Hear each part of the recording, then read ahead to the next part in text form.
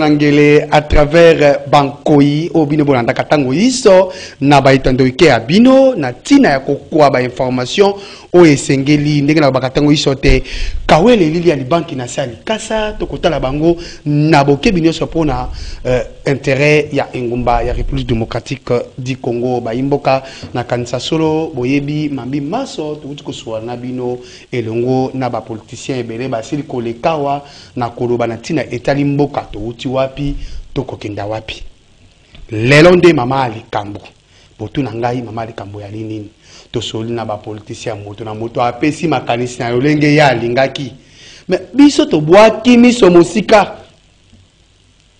kawele lili ya libanki na sali kasa koluka koyeba pe na mambi etali spiritualité bai spirituel balobi nini na tina etali mboka.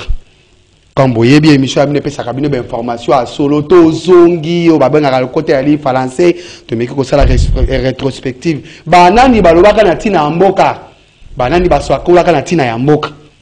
Telescope to ko kangamo amboka, o to kolwa lelote, to kangingolo naba poali na ye. Nani wana? Mwana mboka apôtre Patrick Wanzambi Kayembe, ouais libongo représentant ya lisanga ya conseil national des apôtres na Engumba République démocratique du Congo. Aloba makambo ebele mingi na kanisa batere bato mususu bobosani na mokolo ya lelo nde boko reconnaître pe boko yeba ye aloba makambo ebele asakola mambi mingi na tina etali mboka yango to meki kozonga na ye to sola na ye makambo ya aloba na mboka ndenge kokenda to kokenda wapi to kokenda na libunga to kokenda na nzela ezali pole mwana mboka apôtre ouais azali bongo na tuko sabino sikawate représentant ya lisanga ya ba apôtre na Engumba République démocratique Congo na kombo ya Patrick Wanzambi Kayembe na pesio matondo mingi mwana mboka. Merci beaucoup ndeko. Botala ina malamu avangai na tia bankoi botala elisusu mwana mboka mo Nzambe zulanga ye botala ina no eko indao mwana mboka Zizel Itoko oyazali moko ya bankoi yende soki ayalite masine ekufi kuna na tina oyetali lokota ya français na pesio matondo mingi mwana mboka. Merci Ndeko Madilou. Est-ce que vous allez mokola lelo? Oui, moi également je suis très heureuse d'être parmi nous, si je peux dire ça comme d'habitude, et je suis également très heureuse d'être en face de l'apôtre Patrick Kayembe Wanzambi. L'apôtre, c'est lui qui avait fait des prophéties en faveur du chef de l'État pour la gouvernance de Félix Tshisekedi. C'est ça. Alors, nous allons découvrir cette prophétie ensemble avec nos téléspectateurs. On va promettre déjà ma bé, hein? Quoi que ça m'a bé, mais là, on va promettre déjà. Non, nous revenons seulement sur ce qu'il a dit. Ce qu'il avait dit. Les Cambodais. Moi, Namboka, Nkoi Sambo, Florim Benga, Matonde Nayo. Natonde Botondi, Nkoi Mobali, Jano Madilou. Et Indakaka. Moi, Namboka, Kayembe Wanzambi, Patrick, apôtre, Molobeli Amboka, Lelo Tozongi Nayo, Natina Itali Mboka, Baimboka Bakolanda yo, Naboke Binyonso. Okoba boni soki na tuni yo mboka na biso toza wapi pe tokokenda wapi. Merci beaucoup Koi ndenge na yoki bozali kopengana awa eloko aliboso na koloba na kozongela maloba moko na lobaki na plateau ya RTNC 2 na 2016 na lobaki que tokomi na temps o esengeli peuple congolais ayoka. C'est très important makam nazali koloba. Omoni muto atikala komona jamais opération directe ya monde des ténèbres. Même ceux qui batangisi makambo ya Christ bayebisi que kende boy a kostia ba doute sur certaines choses. Ezali yango lorsque nazongi namboko j'ai trouvé que yango nde ezali un problème. Omoni batu bazui enseignement sur la Bible, ezali na doctrine façon moko boye ba pesa kiba. Et c'est ce qui fait que na yebi que même na ba ndenge bokotu nanga ba question. Bokotu nanga question en fonction il y a doctrine ndenge ezalaki et ezali donné. Mais na préféraka koloba neti ndenge le prophète Simon Kimbangu abandaki koloba. C'est-à-dire nous sommes les gens de la révolution. Révolution, ça veut dire que il faut qu'il y a des choses où esengeli to revoir. Alors, si maintenant on a dit qu'on utilisait un langage spirituel et non habituel, peut-être que le jugement est causal d'abord en fonction, il y a ba référence, il y a ndenge nini, bon, toyebi ke na église, au moins ceux qui m'ont dit que toyebi, ça veut dire que azali d'abord sur une tradition. Or, tradition en ezaki est peut-être mal posée. Na bana ko so na musali anzame moko lelo na tongo. Na lobi au moins Bible, na Bible ba lobi boy. Balobi dans le livre des gens, dans l'évangile des gens. La Bible lobby que Jésus-Christ a fait beaucoup d'autres choses qui ne sont pas écrites dans la Bible. Que si c'était écrit, livre wana bakokaki kokoma, bisika ya kocha yango elinga kezalate. Au moins ça c'est une pensée, c'est la parole de Dieu. Alors imagine ce qui veut dire que c'est possible les lots. Muto aloba makamusu so yo taliango na Bible okutiango. Mwana mboka wanzambi nalingi bayimboko bakolanda biso baye bapinza émission yo tozo kokende na sujet ni tozo bandi na sujet nini tozo kokenda na sujet nini na nosaki bango na lobi na bango te ozali mosakoli oyesi oloba mambi ebele na tina etali mboka bakotu na biso makambo nini ya loba nalingi sika wa tokota nani to bandi pour tomber mama sika on a ba question ya liboso ezali te to monaka na république ya mwana mboka Joseph Kabila Kabange baiki mbangiste bato mingi balobaka te ekozala na elenge mobali moko boya koya yenda ko sauver mboka ko sala boye après ko sala ba comparaison to komona te ezalaki Joseph Kabila Kabange après koyo kabino pe sakola ki quelques alanga Félix muto moko boye kosala boye te komona te c'est Félix Tshilombo Tshisekedi sika mutuna na ngai ezali boye ye muto aloba yango sika mutuna na ngai ezali boye mwana mboka tango prophétisaka ke Félix Tshilombo Tshisekedi akozala to yebi te nzamba koloba parce que nzamba yebaka makambo nyonso koloba te ata yebi ke moto yo akozala mais est-ce que moto akosala na ndenge ya malamo to akosala na ndenge ya mabe mais tango yo prophétisaka préciser biso sikao o prophétisaka bokondi ya Félix Tshilombo Tshisekedi na ndenge ya malamo to na ndenge ya mabe akokonza mboka na ndenge ya malamo to akokonza mboka na ndenge ya mabe pe na ba circonstance o to kokutana na ngonga iye na ingumba République démocratique du Congo à vous. Oui, na koloba boye. Omoni accession kokota na bokonzi epa ya mwana mboka Félix ezali agenda. Ezali seulement que parce que ezali prophétie neti que muto batu ba moni prophétie et puis etika non, c'est un agenda. Ça veut dire nzamba ezali kolakisa nzela ezali boye. Et loko ezali koleka étape na étape. Donc to travailler yango, trop préparer d'abord l'alternance, c'est-à-dire passation et pouvoir. Ezali na biloko d'abord. Ceux qui bolandi peut-être les amba donc ming na banda ko leka na ba chaîne mususu mais au moni toleki na étape ezali ki d'abord étape ya ko anéantir ba force e bandaki ko mela makila pona ko accéder na pouvoir ba kota ngala ba français ba force négative. Force négative c'est un peu compliqué mais nazali ko lobaka moni mingi dans le passé na lobaka que au mona ka leo ba marche banda ko sala na tunaka batu yo aussi au mona leader politique akufa na marche na mboko te au moni ki batu bana ko sala marche mais batu bazo kufa ezaka c'est-à-dire babeti massage babe biloko wana batu bana ko comprendre ngote ezala ki ba sacrifice c'est programmé c'est-à-dire parce que ba esprit au bana ko gérer ni bazaki na besoin ba kota makila donc batu ba kota ki na culture moko na Congo que ya ko ba que pona ko accéder na pouvoir il faut ko sacrifier makila ya peuple alors biso to bandaka campagne il faut, c'est-à-dire, étouffer force nyonso, c'est-à-dire, pour na kota na pouvoir, que à se servir, na makila peuple congolais. Il fallait d'abord tout coincer. Nous avons réussi à ce point-là. Maintenant, il fallait maintenant tokota l'heure nayaki, je pense na lobaki, il fallait qu'on protégeait que mon conjoint azalaki en pouvoir, assis sa mandat na normal, et puis muto a ko succéder aza andima ko servir intérêt ya Nzambe parce que c'est un agenda. C'est-à-dire tokomaki na temps moko boye, il fallait siko ezaneti ba condition. Omoni on est passé mokonzi mboka ya kala aleki. Et puis, tu continues à bokonzi yasika. Alors, on dit, bon, nayebi que na culture, na biso na Kinshasa, na koloba plus Congo te. Na culture ya Kinshasa, batu bayebi que ceux qui batu wazo sa makambo minene, il faut toujours baye babango na ba veste likolo ani tout ça ainsi de suite. Non, mais ezali mauvaise culture parce que les loso qui totali bien, na loba na zo exemple, ya bato ba lokamboka. Oh na zo peut-être magicien ya Mobutu qu'on appelait Keba, les Sénégalais. Lorsque Bandako sala babilo qu'on a eu mystique pour contre Mboka, est-ce que Bandako benga batunyos? Non.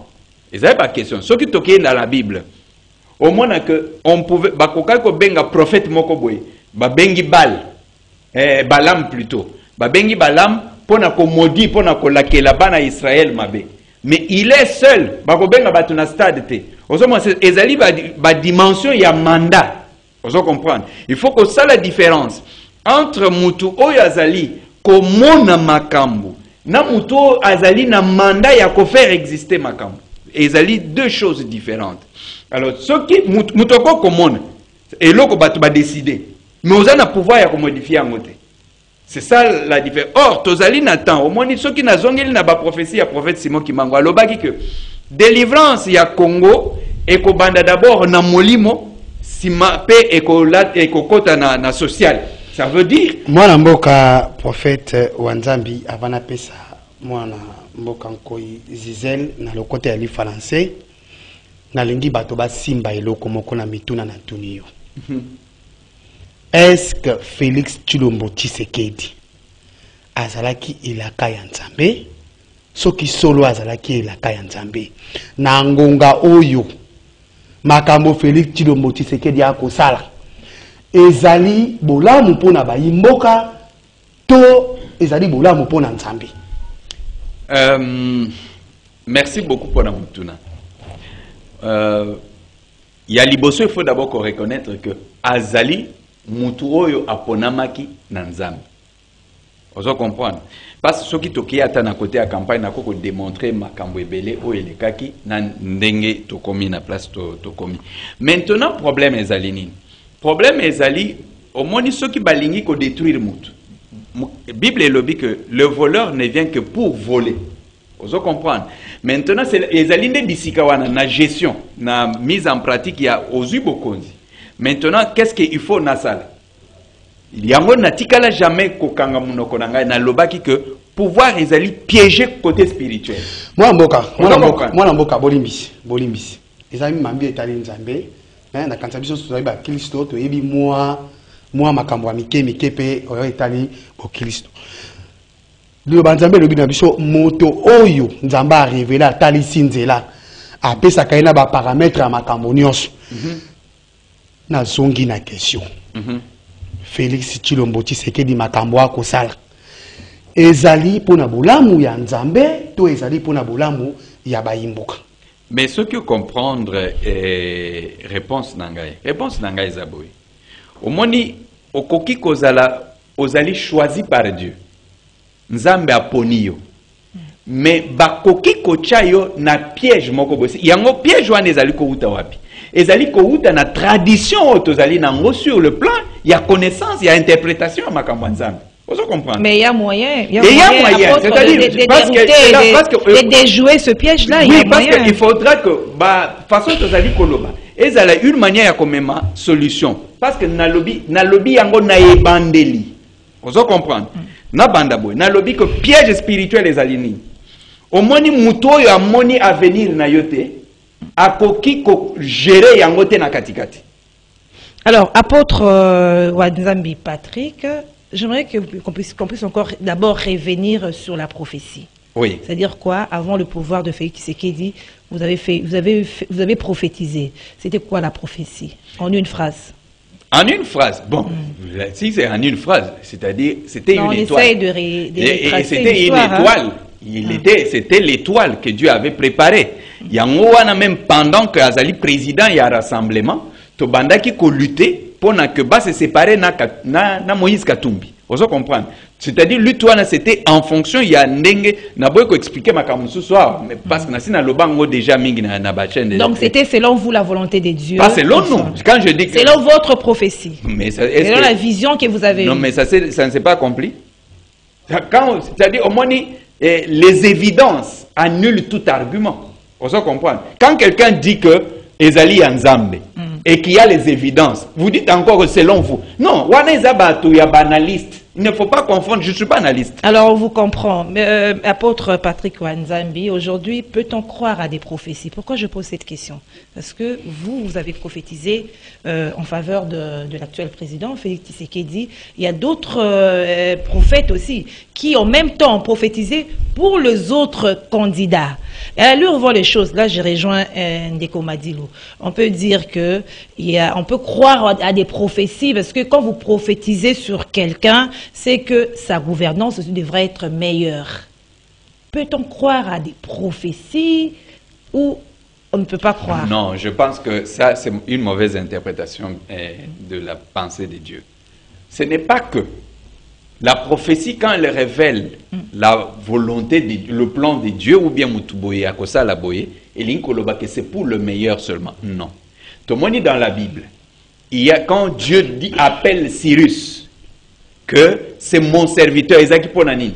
C'est-à-dire, c'était pour envahir le peuple d'Israël. Vous comprenez? Il y a des missions destructrices. Ça veut dire que quand tu vas prophétiser, au monde, il y a que non. C'est-à-dire, alors il ne faut pas faire la confusion que ezali pona une bonne gestion.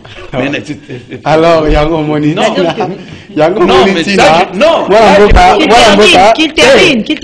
ça je corrige l'interprétation biblique, vous comprenez. Maintenant, par rapport, il y a Likambo est concerné Félix.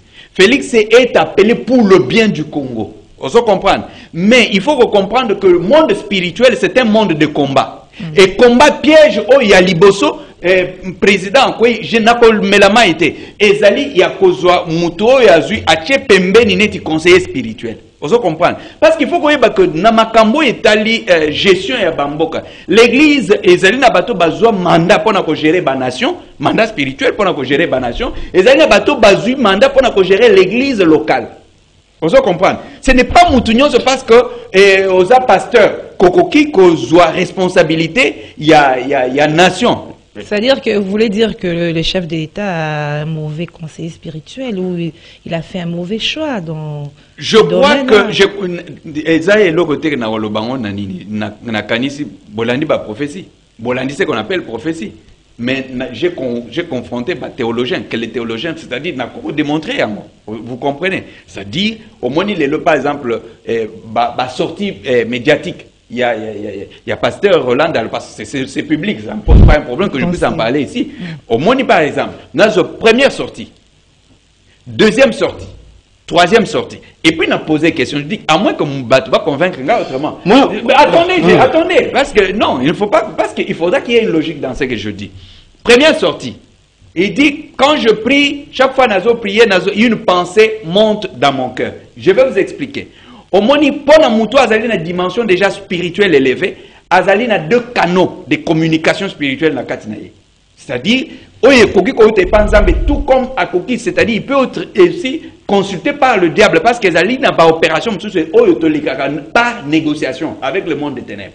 Vous comprenez? Ce qui veut dire que penser nous ce qu'on mais ça ne pouvait pas dire que Ezali pensait ensemble. Et puis même manière à communiquer avec chaque fois que nous avons prié, wapi libanda. Ça veut dire que à Kokolobango en public. Mais maintenant dans l'historique, dans l'histoire, on comprend que pendant que l'autre est en campagne, le pasteur n'est pas avec lui. Azali ni même pas dans l'histoire moko que a prophétisé un jour que Akokoma président de la République. Et curieusement, c'est de cette église qu'il y avait les 2 candidats. C'est-à-dire Fayoulou na Félix. Attendez, parce que écoutez,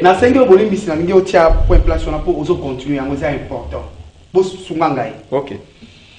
Nalingi ba mboka ba olanda biso. O eza makambo ya politique te, eza makambo spirituel. Nalingi to kende kitoko po ba yeba. Omoni okomo okende wana, okomo okota déjà. C'est-à-dire moteur to tuna kyoza kiboy.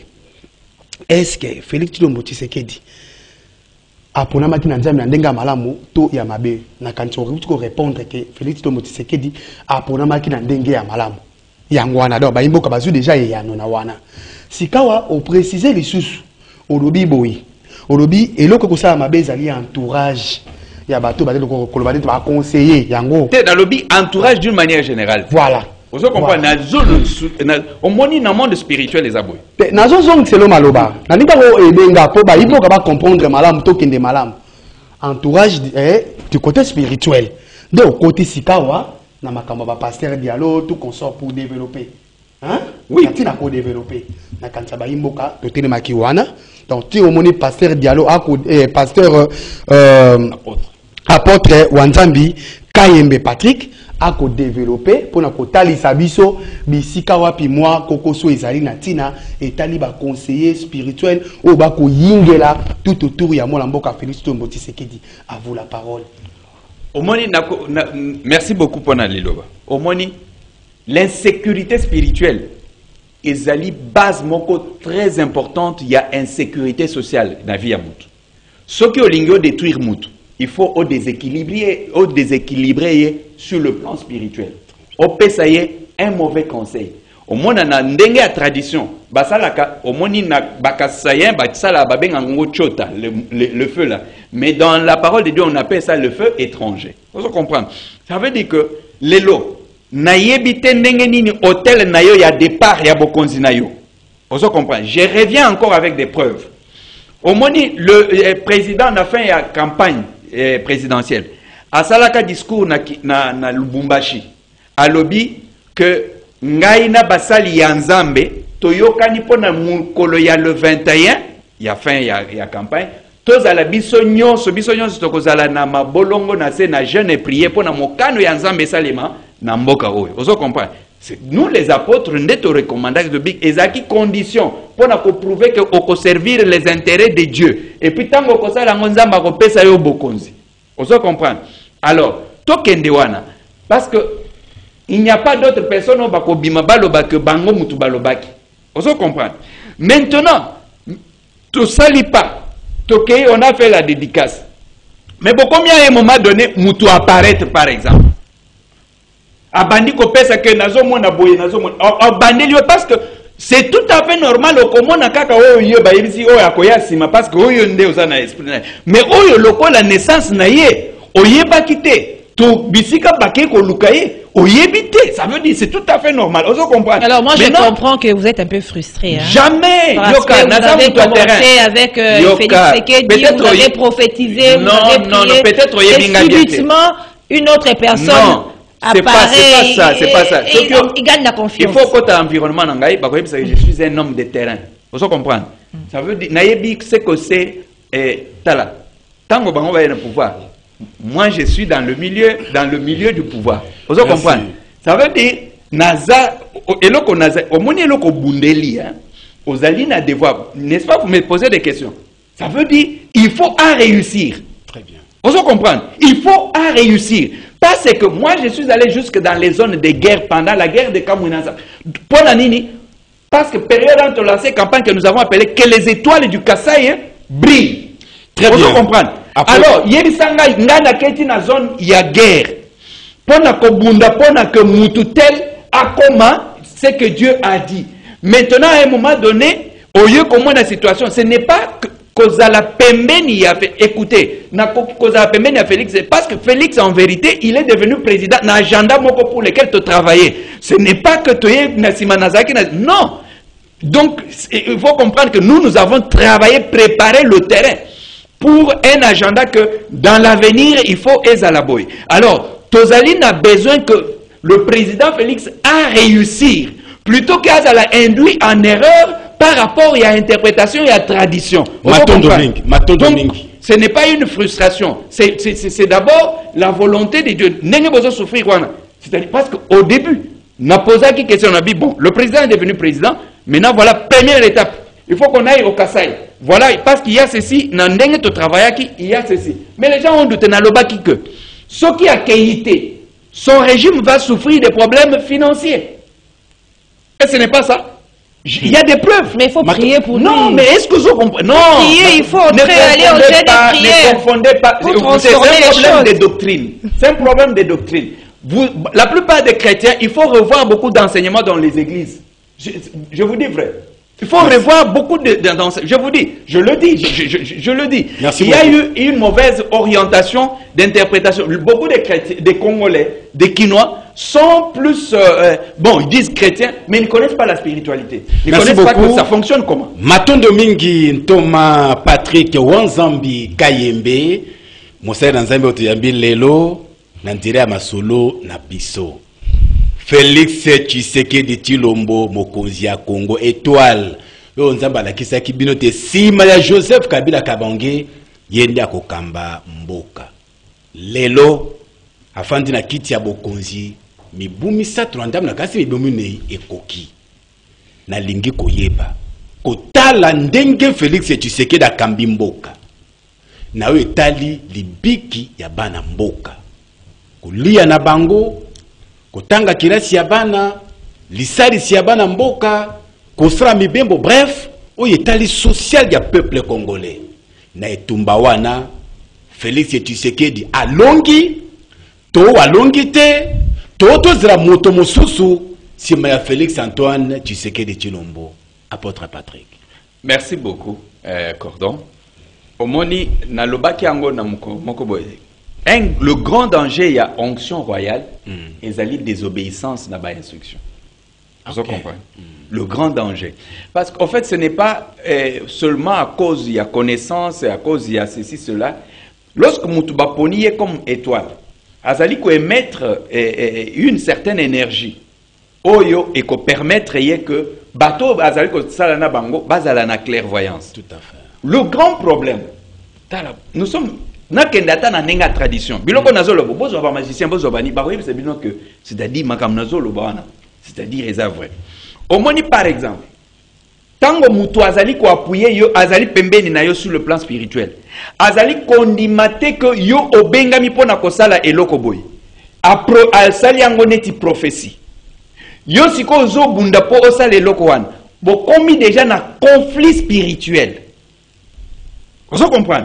Il y a le conflit spirituel entre Moutou Azali Pemeni Azali Kouapouye, na yo Moutou Azali Kose, yo lobby que tout ça à 145 territoires, Banamboka Balia, Yazo le bagay, yo mandat na yo Ezako na boete, selon o Yazo Mon. Entre temps, Azo imposé yo Maboko. Alors, à quoi imposer yo Maboko, pour que prophétie ou yé à lobby et kokisama, yé abima un vrai prophète. Vous comprenez? Entre-temps, yozo bunda pour osala ke ba le bakay yozalaki na plan ya Nzambe. Vous comprenez? Alors la première des choses comme ça, il faut que ça le divorce spirituel. Pour faire appel à vous. Écoutez, je suis là, je travaille. Écoutez, peut-être kozwanga na ndenge ya kikunate.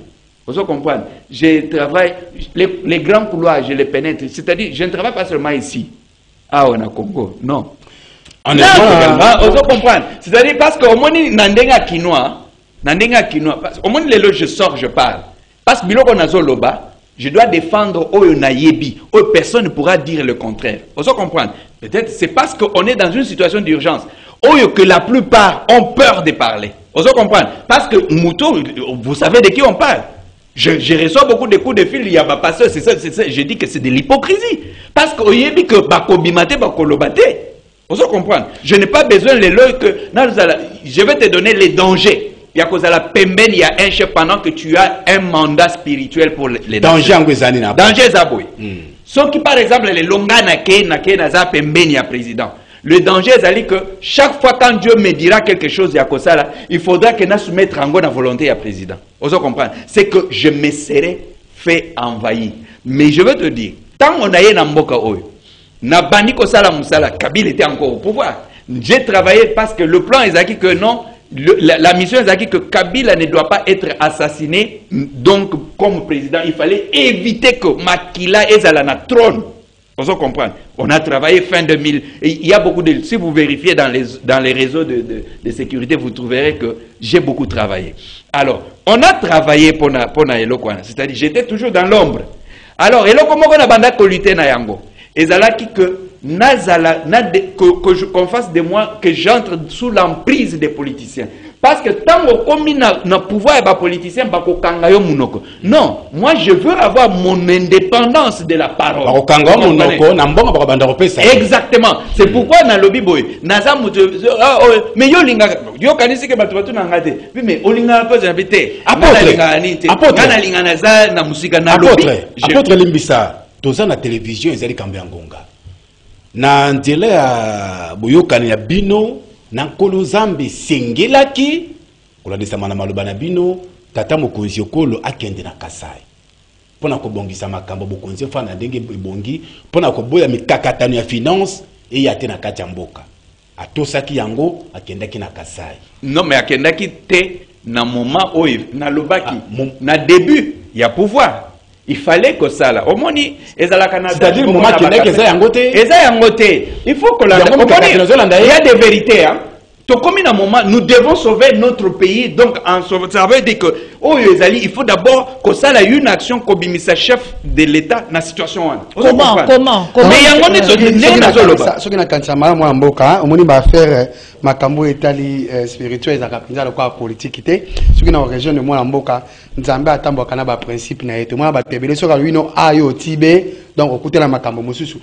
Mais moi na mboka apôtre Patrick Wanzambi Kayembe na kanisa omanyoli magni ebele na bokebi nyonso ba imboka balandi ope na bokebi nyonso sikawa kuna na masine bakotalisa biso te totikali na bangonga mokie seulement ba imboka bakolanda yo na ngonga ye mwana mboka Wanzambi Kayembe olobi na biso mwana mboka Félix Tshisekedi soki akpimi kakatano parce que les sanga ya ba o bazaki na bazana ye na conseil spirituel ba kotambola bazali penza choisi te pona kotambusa Félix Tshisekedi na ndenge esengeli sikawa ba imboka bakolanda yo mboka na biso kotala na miso pole boye makambo kotambola elongo bani te soki tolandi malamu na émission mombato sali o manioli te tale sika erreur euti mais sika totuna yo mituna boye nini toki kosala na mikolo etikali mokie po ete mboka ebongwana mwana mboka Patrick Kayembe ngapi na bakisi motuna mpona ngonga lelo émission ezosalama bokolimbisa masano ya moto mpe kobetama entre Léopard na bandeko na biso ekolo ya Maroc. Est-ce que basali ya Nzambe akoki kobondela pour que Léopard a gagné match wana moto nanga yango wana apôtre? Bon, merci beaucoup na koloba boy. Na ba erreur omoni koloba que ezali na erreur spirituelle ezali koloba te que batwana bazali ba faux. Non.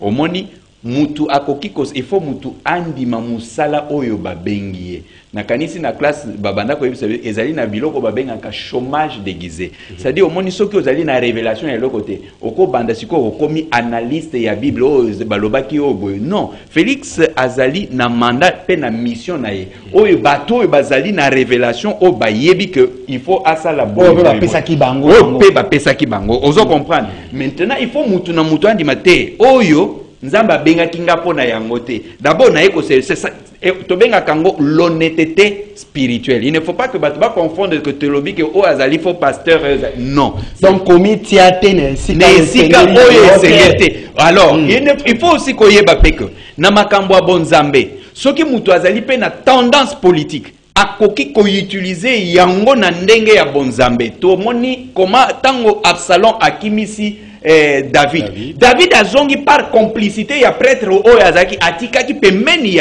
ya Absalom. C'est lui qui a joué le jeu à induire Absalom en erreur. Vous comprenez? Donc il faut faire très attention à Biloko ya Nico quand c'est que non pas toujours le Alléluia et Amen. Dans les Alléluia et Amen, il y a aussi l'espionnage. L'espionnage de Kokozala, ça veut dire que na pesio ba mauvais conseil. Pourquoi? Tant que président qui est na Mbujimai, ceux qui boyo karachiluba, alobi boye, alobi que naye bo pambola ngai alobi on chiluba alobi njimulo bangela lupemba. Ça veut dire que bo pambola ngai. Pourquoi na moment wana? Alors j'étais à Kananga. Naye koloba quand j'étais à Kananga, c'est moi qui ai fait nini na quand j'ai parlé au gouvernorat la nuit. Na lobi que le président vient de commencer son mandat. Pourquoi na lobi? Pourquoi? Parce que au moins ba pambola ka mutu tango abandaka. Ou bien papa bola yana katika banda mandaka kata akina na mbujima et puis baba non ozomona tala non le monde spirituel yangona lobby au monde ne confondons pas la gestion il y a nation avec la gestion il y a église locale parce que tango mutu ozali ko gérer l'église ezali pour ceux qui sont nés de nouveau. Or, dans la nation, tozali na bandoki ba féticheur, tozali na ba prostituée, tozali batunyon so na bazali na droit. Donc, il faut avoir un mandat, il faut avoir une clairvoyance, ozali ko permettre que oko gérer batunyon so na. Vous comprenez? Et puis, on prouve ndenge na lobby que les évidences annulent tout argument. Vous comprenez? Parce que les lois mutu akoya a lobby boy. Mais na kozala na besoin azala na évidence. To lo lobby boy na bimisi. Donc, on ne peut pas gérer un pays sur le plan spirituel avec les arguments, les analyses. Est-ce que le pasteur va de la peau match à football peut gagner? Au moins, il n'y a pas de confusion à faire. Match, beaucoup le battre na minute, pasteur va bon de la peau match pendant que Bopesi Mbongo n'a pas féticheur déjà. Donc, à tête bon de l'Ibogoya, après, le Boko gagné, le Bageza va féticheur. Tout dit qu'il y a un féticheur. Est-ce que beaucoup bon de la peau gagner? Oui, on l'a déjà fait. On l'a déjà fait. Prenez pendant l'intérim, il y a ministre Astrid Madia. Tous les matchs où il y a Libéria, il y a la compétition africaine où il y a club Nabiso. Banan va travailler qui va match. Banan. C'était nous qui travaillons. Bilo ba pasteur. Alors, apôtre, Midekomadidou, s'il vous plaît, j'aimerais juste, parce qu'il a vraiment beaucoup parlé, on est un peu plus clair, apôtre. Vous avez dénoncé le mauvais accompagnement spirituel du chef de l'État. C'est ça, hein? Et au stade où nous sommes, par rapport à tout ce que vous avez dit, que doit-on faire? Que doit faire le chef de l'État? Parce qu'à un moment, vous avez dit qu'il a commencé son mandat lorsqu'il a imploré la bénédiction du peuple kassaïen. Il est fait mandat. Ah bon, vous comprenez, là, il y a une dimension, hein? Au moins, dans le monde spirituel, sur la gestion de la nini. Et ça, il y a une force occultiste, les sylphes de l'amour cosmique. Vous comprenez? Maintenant, il faut comprendre comment le bureau fonctionne. Au moins, si dans les conseils de Dieu, on décide, on trouve qu'il y a déjà le vertueux, on peut créer des situations, et des situations qui donnent du temps, et puis on doit récupérer. C'est-à-dire au deuxième mandat. On ne parle même pas d'abord de deuxième mandat. C'est-à-dire tout est possible. C'est-à-dire, d'abord, la première des choses, il faut assainir l'environnement spirituel. Dès que l'environnement spirituel est assaini, ça va tout basculer. Dès que l'environnement spirituel est assaini, tout est possible. Ça veut dire c'est le bilan qui est négatif va on va en positif. Oui, parce c'est-à-dire on va récupérer la situation, mais on ne peut pas récupérer la situation avec un environnement spirituel mitigé. Mon amoka Patrick Wanzambi Kayembe. Omanioli na bokebi nyonso na kanisa isika bayimboka bazali motema ekosua pe ekomi moto kotenir biso regere te parce que zaki mosala na biso ya kosola nano kokota na mozindo po yo bimisa ba vérité obimisi lelo mwana moka otikali kaka na temi tuno ko répondre biso na mokuse po to kata émission banda makambo nyonso ozoko déplorer na chef de l'état ici bokutani. Bon, écoutez, na yoka question na. Sunganga ipo mokutuna mususu ekoya na sima. Na yoka question mingi. Mais na lobby boy. Na bandi musalo avant que Félix aza na pouvoir. Vous comprenez? Musalo na bandi musalo yo avant que ya koma. Na bandi musalo d'abord na likolo kuna en Égypte. Na bandi donc ezali mokonzi ya liboso te sur qui c'est-à-dire alors maintenant ezali non, il faut qu'il y ait mandat ya mutu na mutu. Le problème est que Nazali sentinelle. Vous comprenez? Sentinelle, le problème est que est-ce que okokina ko sungangai po moto na koto eza na tina na lobi boy na makambo nyonso yo lobi awa po bato balamuki na ko yeso na ngonga ye bato balamuki est-ce que okutani déjà na chef de l'état oetale makambo wana boye face à face ici au sali yango. Il faut yeba que musala to sala ke zali na partie et sécuritaire. Vous comprenez? Et ezali biloko pamba te et je suis une mine. Donc ezali na biloko mususu na koki jamais. En politique on dit tu n'as rien vu, tu n'as rien entendu. Okay. Na suka. Mais vous souhaitez le voir, vous souhaitez le voir. Les apôtres iront officiellement pour le rencontrer, lui poser les problèmes. C'est-à-dire comme ceux qui réclament, qui disent que non, au moins ils accompagner qui pendant la campagne et autres, ils sont mis à côté. C'est tout à fait normal. Apôtre Patrick. Et l'ongona apôtre, je serai là. Okay. Apôtre Patrick Wanzambi, aussi ici émission, dans la caméra. Lobana Félix Tshilombo Tshisekedi pas olando na be tando nyonso na ngongai. Lobana ye sika kolanda poza makambo mboka biso to ngimboka tene liboso. Bon, et là qu'on a que le président de la République, vous êtes une étoile qui a été choisie par Dieu pour votre peuple, en commençant par vos origines, le Kasaï, le Congo et toute l'Afrique. Alors, le Dieu que vous avez accepté de servir, pour qui vous avez dit le 19 Odi, Mokoloya le 21, Tokozala Agen, priez pour Namokano Yanzambe et Salema. Il faudra que ozonge la nzela wana lolenge nzambe alobaki na batu oyo bayebisaki yo makambo wana. Alors nde bayebi nzela et puis les choses iront de l'avant. Le reste ezali conflité, ezali tout simplement ekotia mutu na esika na ye et les choses iront de l'avant. Mais alors nakoloba pe eloko mosusu parce que omoni na biloko ezali na mboka toyebaki que dans l'avenir IDPS bakozwa problème tolobaki ba makambo wana, mais le temps pe ekoki oyo tokozwa temps pona kosambela pona le parti qui est le parti présidentiel, c'est-à-dire il faut tout annuler ba décret nyonso eza biloko na temps ezali susté na révéler yango, c'est-à-dire tokosambela nous allons décréter un jour de prière pona kosambela pona UDPS ko annuler ba biloko nyonso ba tchétché pona ko déranger. Comme ça, le peuple congolais peut arriver à chanter un nouveau cantique. Merci, mon avocat. Bitumbe Sili. Tondi Melaye, Azali Mosakoli Monene, Azali apôtre Monene Oyo, Ako Kambali Sanga, donc le représentant Monene na Engumba, ya République démocratique du Congo, na Kombo, ya Patrick Wanzambi Kabea.